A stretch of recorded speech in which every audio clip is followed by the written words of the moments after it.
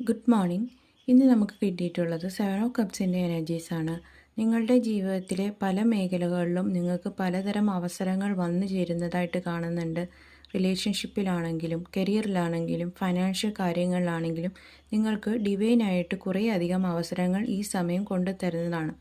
അതിൽ നിങ്ങൾക്ക് സ്യൂട്ടബിൾ ആയിട്ടുള്ള ഏതാണ് നിങ്ങൾക്ക് യോജിക്കുന്നതെന്ന് മനസ്സിലാക്കി നിങ്ങളുടെ ഇൻറ്റ്യൂഷൻ വെച്ച് അത് മനസ്സിലാക്കി നിങ്ങൾ അതുമായിട്ട് മുന്നോട്ട് പോകണം എന്നാണ് ഡിവൈൻ പറയുന്നത്.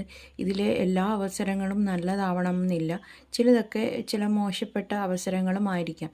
അത് നിങ്ങൾ തന്നെ മനസ്സിലാക്കി മുന്നോട്ട് പോകണമെന്നാണ് ഡിവൈൻ പറയുന്നത്.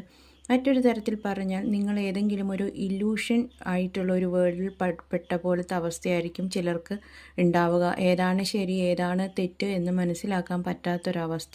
അങ്ങനെയുള്ളവരാണെങ്കിലും അവരുടെ ഇൻറ്റ്യൂഷൻ വെച്ചിട്ട് റൈറ്റ് ചോയ്സ് ഏതാണെന്ന് വെച്ചാൽ അത് മാത്രം തിരഞ്ഞെടുത്ത് മുന്നോട്ട് പോവുക. നിങ്ങൾക്ക് സക്സസ് ഉണ്ടാകും എന്നാണ് ഡിവൈൻ പറയുന്നത്. Thank you. God bless you.